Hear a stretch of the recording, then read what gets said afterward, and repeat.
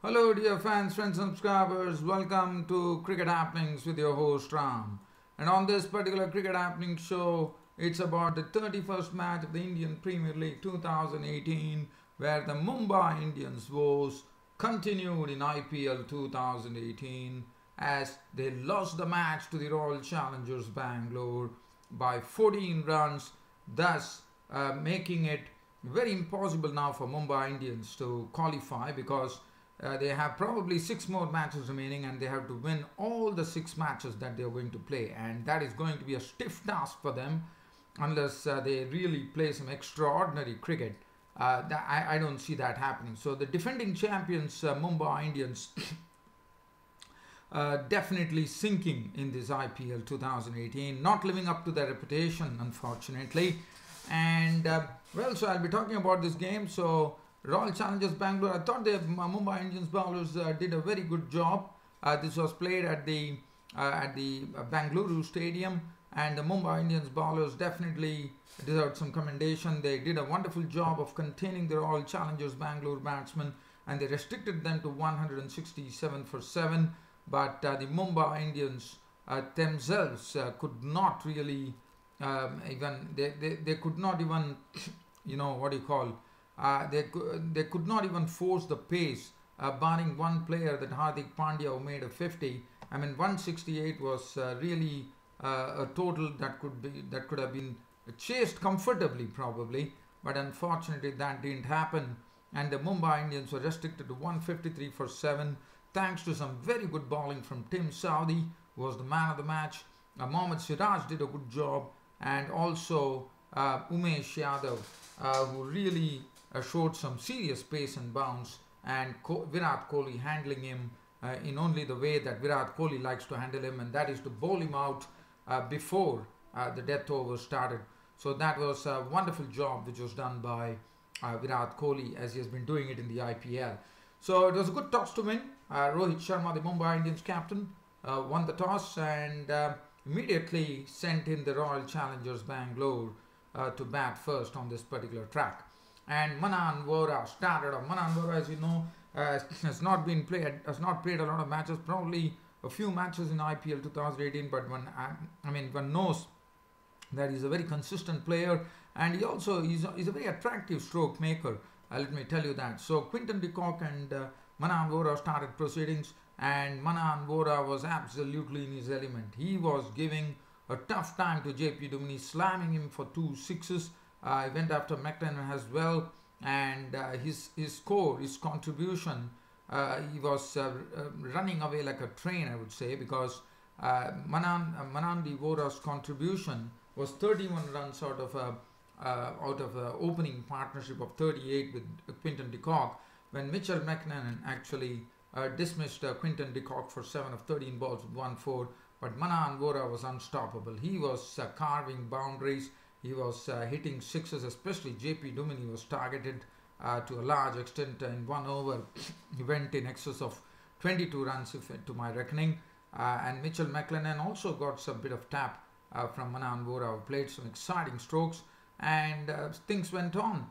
And Manan Vora had really given the Royal Challengers Bangalore a very good start, as the score read 61 in the 9th over, and that was the time. And Manan Vora got some good company from Brendan McCullum to boot. Brendan McCullum started off in a very, because he knew that his form has not been very good in this IPL 2018, so he bided his time. It was a scratchy 10 runs that he eked out, but after that he picked up Hardik Pandya and put him for 2 wonderful sixes, and he really got going. But Manan Vora was a victim, as Rohit Sharma, after bowling Duminy, McLennan and Bumrah, and suddenly he felt that there was some turn in the pitch, and immediately summoned his bowler Markande to take care of Manan Vora, and Markande did not disappoint, as he got Manan Vora. LBW was looking most dangerous for the Mumbai Indians there. Manan Vora, he made 45, 31 balls, 2 fours and 4 sixes. LBW to Markande, the leg spinner, and then Brendan McCullum was doing a good job. He was joined in by Virat Kohli, And when these two batsmen were at the crease, runs were just cascading, I would say, because it only 6 overs, and they were going at a clip of 10 runs per over, which was pretty good to see. But then a misunderstanding resulted in Brendan McCullum getting run out for 37 of 25 deliveries, which included 4 fours and 2 sixes. Virat Kohli carried on, but Hardik Pandya did a good job. In the 18th over, in fact, the score when Brendan McCullum left, the score was 121 for 3. And then Mandeep Singh came in. He made 14 of 10 balls, 1 4 and 1 6. He was a victim of bowling of Hardik Pandya. And then Virat Kohli fell to the bowling of Hardik Pandya, caught by Pollard in the deep for 32 of 26 balls, 2 fours and 1 6. And then it was left to Colin de Grandhomme. And Hardik Pandya, in that particular over, in the 18th over, he picked up 3 wickets to really get the Royal Challengers Bangalore total off the rails, as the score read 139 for 4 when Mandeep Singh was out with the first ball. With the second ball of the 18th over, he scalped the wicket of Virat Kohli, and then Washington Sundar was on his way back for 1, and that really complicated matters, because now it was a matter of how much they would be getting, because 141 was the score. But Colin de Grandhomme made sure that and Tim Southee was out for 1 to the bowling of Bumrah. And Colin de Grandhomme, the all-rounder, was the one who made sure they were 143 for 7 when Tim Southee departed. But in the final over, it was a tremendous clattering of sixes and boundaries. And it was done by none other than Colin de Grandhomme, who really pummeled the bowling. The last over, he really went after, and he collected from 143, as you would imagine. It was some 20 odd runs that he collected, which started with 3 sixes by Colin de Grandhomme. And thanks to Colin de Grandhomme, Royal Challengers Bangalore could finish with some respectable total of 167 for 7. But in the end, it was definitely enough for them to beat the Mumbai Indians. Colin de Grandhomme not out 23 of just 10 deliveries, which included 3 wonderful sixes. Umesh Yadav was not out on 1. And 167 for 7 was the final tally for the Royal Challengers Bangalore team. Looking at the Mumbai Indians bowling, Duminy went for plenty, 2 overs for 28. Mitchell McMahon, 4 overs, 1 for 34. Bumrah did a good job, 4 overs, 1 for 22. Krunal Pandya had bowled 4 overs for 24. Markande, 3 overs, 1 for 28. But Hardik Pandya was the one who kept the score to 167, because he picked up 3 wickets in the 18th over, 3 overs no made and 3 for 28, and he picked up some big wickets as well in that over. Now Mumbai Indians were given a target of 168 runs to win of their 20 overs, and let's see what really happened. Well, the start was very bad. In fact, Umesh Yadav and Tim Southee were there with the new cherry, and they were getting very good pace. They were bowling at good pace, they were getting good bounce, they were getting some movement as well, and it really started troubling the openers. And Tim Southee actually cleaned up Ishan Kishan pretty early. In fact, in the first over, he was bowling very tightly to Ishan Kishan, and he took Ishan. Surya Kumar Yadav had hit a boundary, and the score at 5.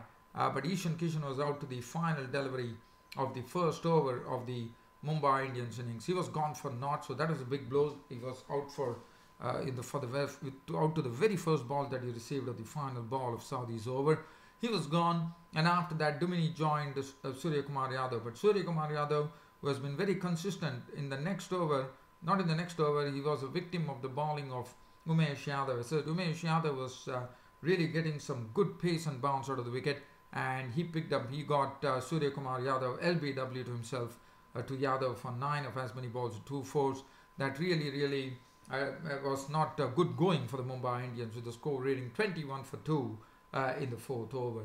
Rohit Sharma came in and joined JP Duminy. I mean, this is something that Mumbai Indians would have never expected, as Umesh Yadav was an absolute fire as he got Rohit Sharma on the very next delivery after scalping the wicket of Surya Kumar Yadav by getting him to edge a ball behind the stumps to Quinton de Kock, and Rohit Sharma was out for a blob of the very first ball, a golden duck for Rohit Sharma and Ishan Kishan, and that really put it really hampered the Mumbai Indians with the score reading 21 for 3 in the 4th over. Kieron Pollard walked in, and the very first ball when Umesh Yadav was on a hat-trick, Kieron Pollard got what a delivery from Umesh Yadav, a real lifter, and Pollard had to just managed to keep it away from his chest, I would say. He just pushed at it, and he was not looking good. And one knows that Kieron Pollard has not been in any sort of form in this IPL. Duminy was there. Duminy was trying to stay at the wicket and see whether he can hold the innings, but nothing of that sort happened. In fact, Kieron Pollard left when Mohammad Siraj started bowling a good line as well. Mohammad Siraj supporting Southee and Yadav very well by picking up the wicket of Kieron Pollard, caught behind for 13 of as many balls with 1-4. And that made the score 47 for 4.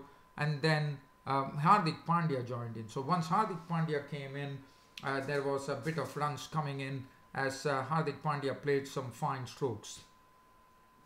In fact, 37 runs partnership was going on between Hardik Pandya and Duminy as that was going on. But then Duminy got himself run out for 23 of 29 balls with 3 fours.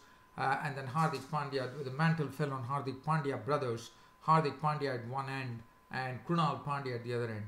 And from 84 for 5, I mean, hope was there because the Pandya brothers were there at the wicket, and they did a fine job. In fact, they added 56 runs to the good, so they did a fine job. In fact, 7 overs they consumed, but they tried their bit. They tried to stay at the crease, and this partnership was slowly carrying along. And then there was a spanner in the works in the 19th over as they were coming close. The score was 100 and they needed, if I'm not wrong, 62 runs at that particular stage. But unfortunately, Krunal Pandya, Southee came in for his second spell, and as Southee was bowling beautifully today. And in fact, it was Mohammad Siraj who actually picked up the wicket when he dismissed the Krunal Pandya, caught for 23 of 19 balls with 1-4 and 1-6. And then the onus fell on Hardik Pandya. With Krunal Pandya gone, it was 27 runs to still get. In fact, 28 to win, 27 to level the match. And 27, and Hardik Pandya had only 9 balls. And in 9 balls, it was definitely a big task. And Hardik Pandya had only one way to go, and that was to try to see whether he can try to belt the ball out of the park. But in that process, he fell a victim to the bowling of Tim Southee when Kohli caught him after Hardik Pandya made a well-made 50 of 42 balls, 5 fours and 1 6. And once Pandya was gone, Ben Cutting, there was still hope, but again, it was not easy going at all. As I said, Siraj and Southee were bowling very well. They were bowling nice wide Yorkers. They were really mixing it up, not allowing the batsman to know what was coming. And then Ben Cutting finally it was all over. The Mumbai Indians were restricted to 153 for 7.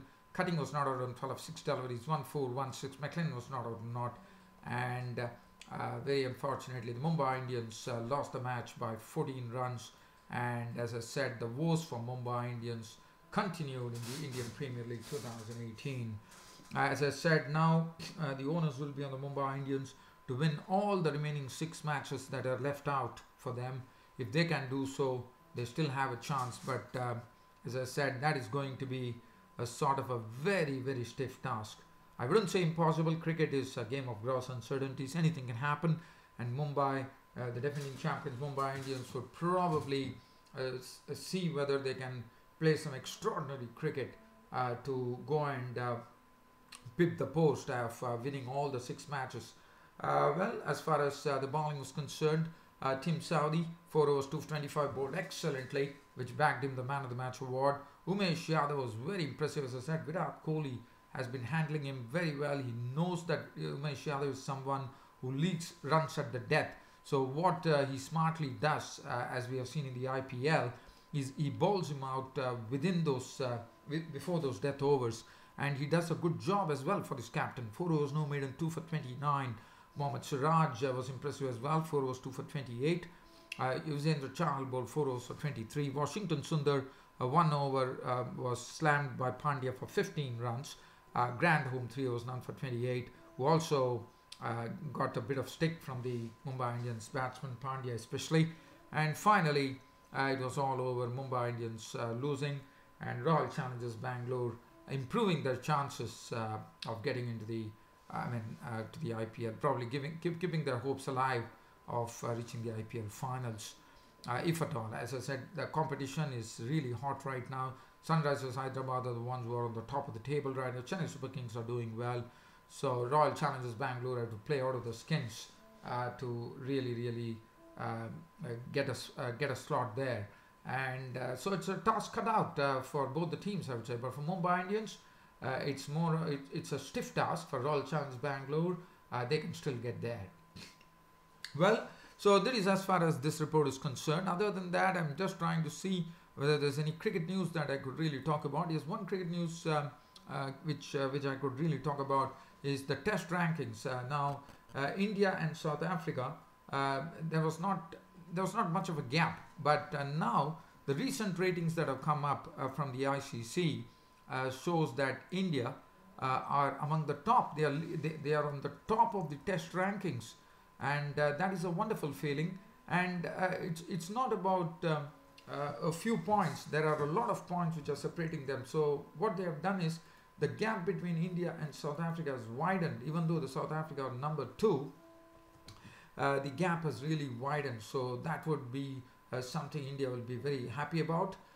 So India are on the top of the ICC test rankings, and also Bangladesh have for the first time got into the top 8 ICC test rankings, which is really commendable, and they have pushed West Indies to the bottom there. They pushed West Indies to number 9. So this is the first time that Bangladesh have figured in the top 8, which is another proud feeling for Bangladesh. Other than that, Mohammad Hafiz once again, you know how many times Mohammad Hafiz has been called for a suspect bowling action, and once again the news comes that Mohammad Hafiz has been cleared to bowl once more. So that's another news that I would like to share with you. And tomorrow's game, which is coming up, is the Delhi Daredevils taking on the Rajasthan Royals, and both the teams need some points in this IPL 2018 very badly. Well, that's it from me, your host Ram, for the Daily Cricket Show today, and it's good night from here. Thank you.